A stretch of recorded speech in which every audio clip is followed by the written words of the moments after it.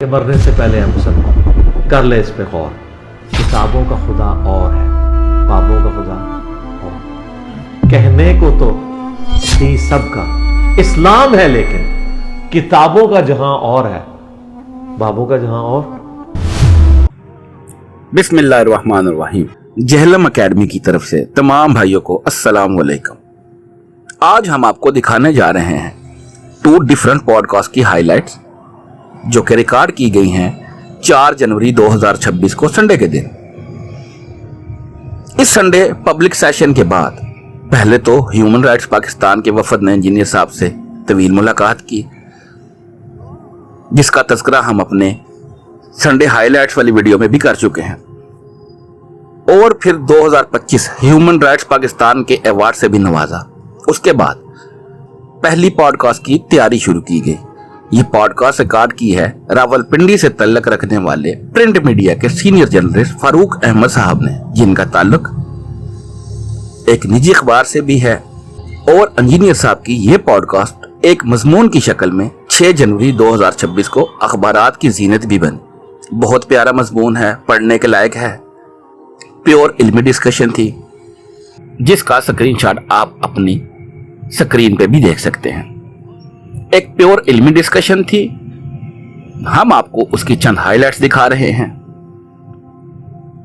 مکمل pod cost جلد ہی ان کے اپنے چینل سے اپلوڈ ہو جائے گی، جو انجینئر محمد علی مرزا آفیشیل چینل سے بھی ہم شیئر کرا دیں گے.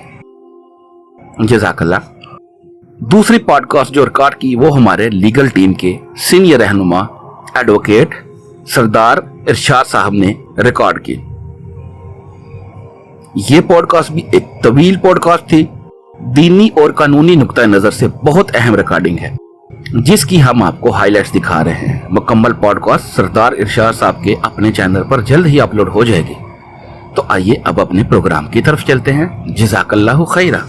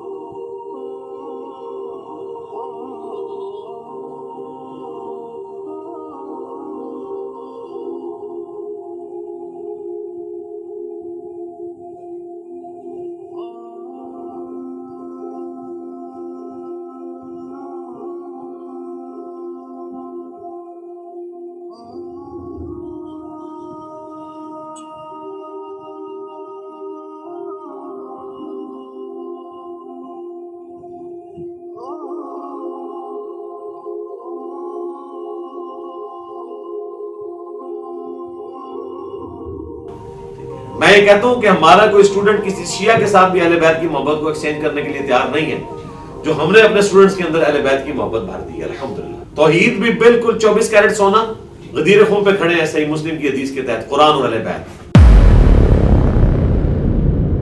اور جناب صرف اعلیٰ حضرت نہیں، میں نے تو پوری ویڈیو ریکارڈ کروائی ہے کہ اہل حدیث نے کہاں تعریف قرآن کی ہے، جو بند نے کہاں کی ہے، بریلویوں نے کہاں کی ہے. تراجم کے اندر تعریف ہوئی بھی ہے اپنے فہم کے مطابق، اور بریلویوں کے نزدیک تو ساروں نے تعریف کی ہوئی ہے.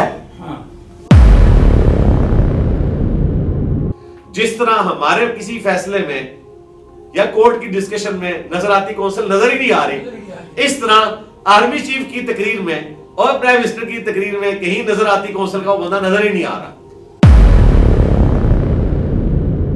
تو جب وہ آیت پڑھیں گے تو یہ یہودی والا کام کر رہے نا، یہودی رائنا کو بگاڑتے تھے رائنا. تو یہ جب آپ کو واقعہ بتاتے ہیں تو یہ کیوں بتاتے ہیں واقعہ؟ یہ آپ کو کہیں گے تعلیم کے لیے بتا رہے ہیں، نقل کفر نہ بات. तो 12 राय दे चुका हूँ कि ताहिर यूबी साहब जो कुछ कर रहे थे वो मेरे मशवरे से और मेरी डायरेक्शन से कर रहे थे, लिहाजा ताहिर साहब को जो भी क्रिटिसिज्म करते हैं वो मुझे कर रहे हैं। बल्कि एक दो जगह तो मैंने ताहिर यूबी साहब को गुस्सा किया कि आपने ये काम क्यों किया, तो बात तो फिर खत्म हो गई। और इससे एक स्टेप आगे जाएं, मुझे बताएं क्या देवबंदी बरेलियों के नजदीक गुस्ताख नहीं है? तो फिर इनको यह भी कहना चाहिए कि किसी बरेलवी मर्द की किसी देवबंदी लड़की के साथ शादी नहीं हो सकती। इजाफी एजेंडा नंबर 2, बेसिकली असल एजेंडा उन्होंने वो बनाया हुआ था क्योंकि इनकी मंजी ठुकनी थी, बस जब आई होती है ना तो फिर अल्लाह ताला की तरफ से हालातों वाक़यात पैदा हो जाते हैं, वल्लाहु खैरुल माकिरीन। और उसके बाद जो कोई थोड़ी बहुत इज्जत रह गई थी, तो जो ये इन्होंने तकरीर की है फील्ड मार्शल साहब के सामने खड़े होकर, वो भी जनाब चक मारते सन ते ए भी चक मार रहे हैं। दिफा नहीं हो सकता, झूठ का दिफा नहीं होता, फ्रॉड का दिफा नहीं होता, जुल्म का दिफा नहीं होता, हमेशा सच्चाई का दिफा होता है। और आज देखें जिस तरीके से दिफा हो रहा है, वो लोग के जो तौहीद में इतने स्ट्रॉन्ग थे, मज़ारात के खिलाफ थे, अहले बैत के साथ उनकी अकीदत देखें तो वो शिया को भी पीछे छोड़ते हैं। अलबत्ता फायदा ये हुआ है कि राह चलते नजर आती कौंसिल की मंजी ठोक गई। वैसे ही अब आंदा के लिए मुझे बताएं, कभी कोई इदारा सोचेगा भी इनसे मशवरा लेने का? वो कहे कि यार इनकी तो औकात ये है कि मशवरा किसी को दे नहीं सकते। और फिरकों की दुकानें बंद। The damage has been done.